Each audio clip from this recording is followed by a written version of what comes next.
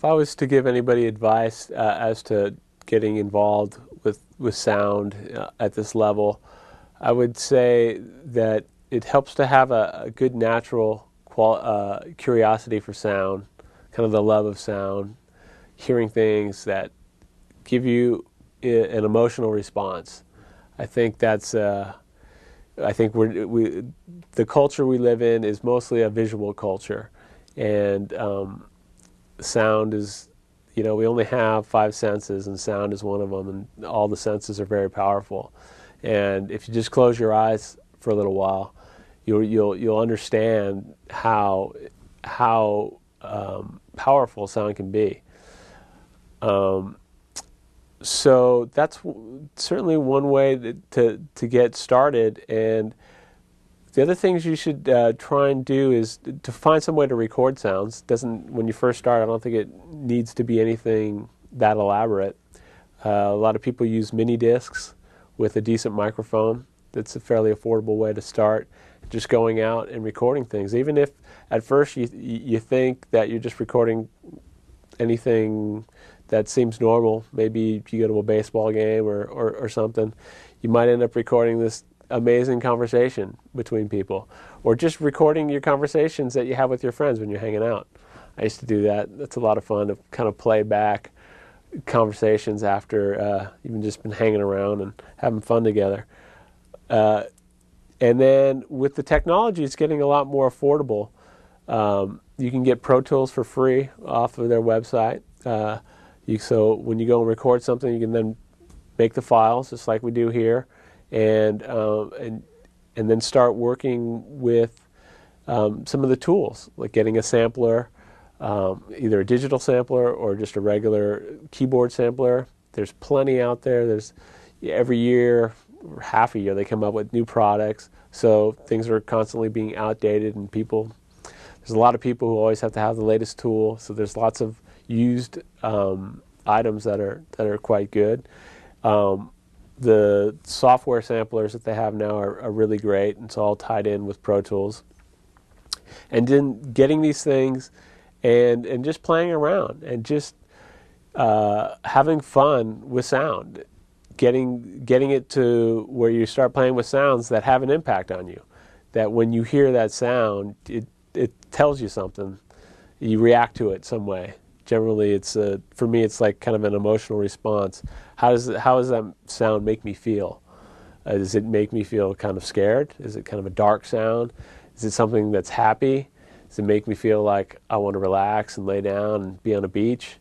I think it's one of the things that helps become like a sound designer is to recognize a sound for the emotional impact that it can have. I think it's important to know how to use a computer well. I think we're now at a point in time that it's a huge asset to know how to use that well. And then start getting involved with projects on a small basis. A lot of local filmmakers are looking for people, student films, people who you can help out maybe for free to start, or getting internships through your school. Just getting into a place where they're actually doing work that is completed and has deadlines, and somewhere where you can express yourself and have a good time doing it. I think if you can find a school that helps you along, that's great.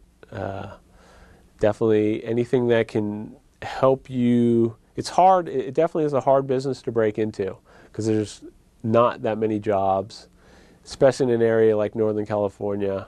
There's just not that many people making films up here. Los Angeles, there's a lot more work going on. I think it might be easier to break in a place like that.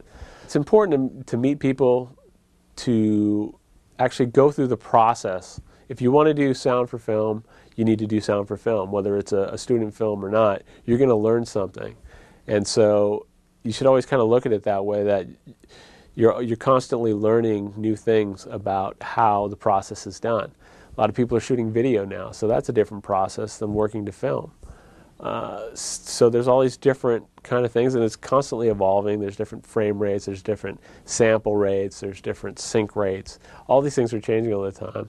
So you have to kind of actually do it and then see your work on a screen in sync. Because a lot of times those are like the little technical details that people sometimes don't pay attention to, and you get to the final and your stuff's not in sync. Well, that's a huge problem. So you have to go and do these things and do tests and learn, and I think going about it that way, you'll be able to keep one-upping yourself each time. One of the things you might also try is to take a visual and give it, try applying a sound with a certain emotion. So if, let's say, you might want to try and take a plate of donuts and give it suspense. Find like an ominous rumbling tone, and then maybe have it transform into like a nice light chimey thing. So changing how you perceive the image by the sound.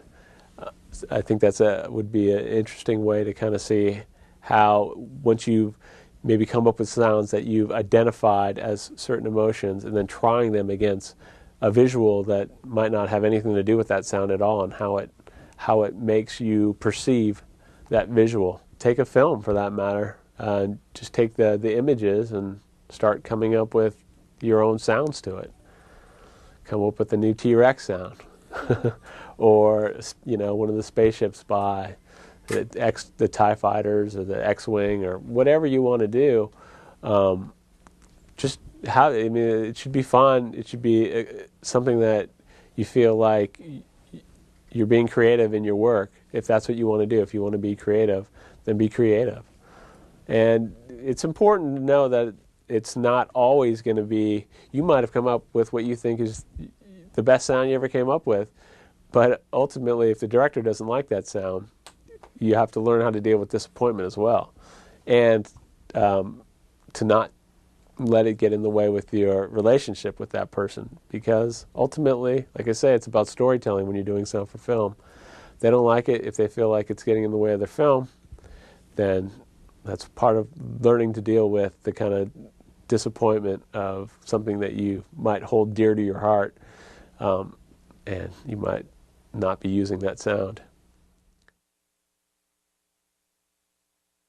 I really enjoy working here. It's a fantastic studio. It's set up with a lot of great gear. There's a lot of great people who work here, and it's still exciting. I mean, I've worked at Skywalker roughly 11 years, and I still like what I do. So I think that says a lot. It's exciting to work on a lot of high-profile projects. There's always a lot of anticipation, like when I was working on Episode 1. It had been, 20, 25 years since the last Star Wars. Maybe not that long. I don't know what it was. But it was a long time. There's a lot of anticipation for that movie to come out. So that was fun to kind of be on the inside of this kind of big event. And there's a lot of projects like that have a lot of interest in the public, and a lot of interesting projects just to work on. Just visually, it's challenging to come up with the concepts of what something that doesn't really exist sounds like. So that's it can be a bit daunting at times, but it's definitely challenging. It can be very satisfying when you do finally come up with the right sounds after experimenting and working hard at what you do. You know, it's fun.